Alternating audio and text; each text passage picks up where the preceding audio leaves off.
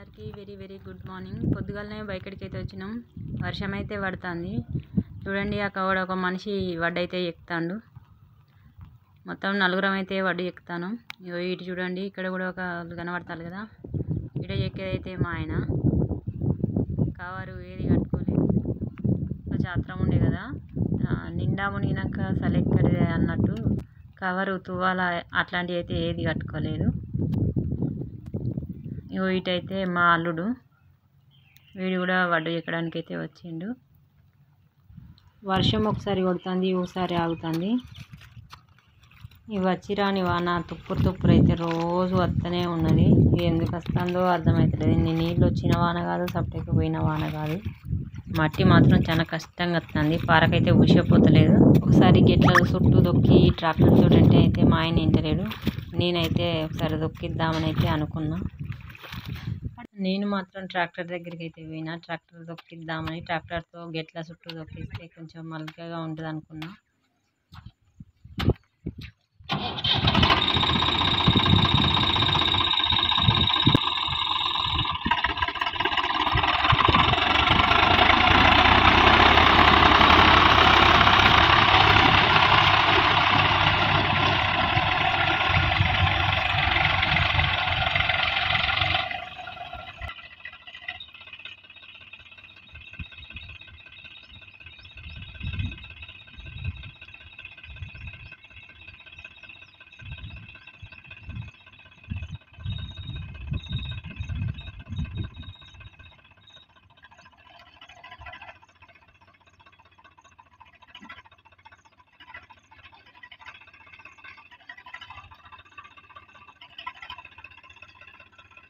అన్ని రంగాలలో ఆడవాళ్ళు ముందంజలో ఉన్నారని వార్తలు అయితే మనం వినే ఉన్నాం.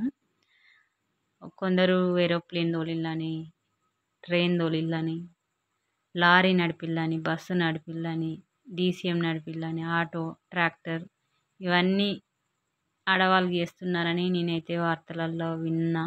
మీరు కూడా వినే ఉన్నారనుకుంటున్నా.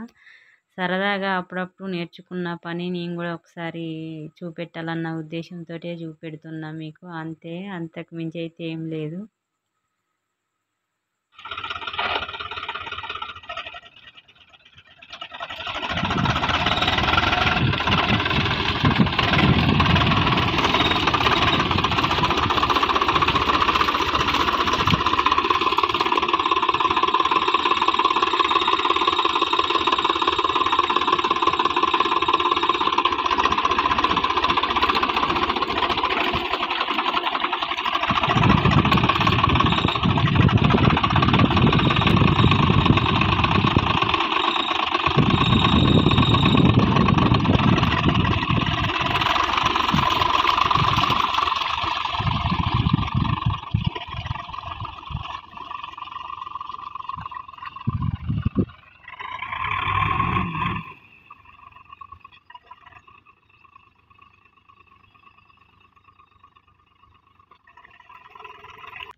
వడ్ల చుట్టూ అయితే అంతా తొక్కించిన తర్వాత అది కూడా కష్టమే అనిపించింది.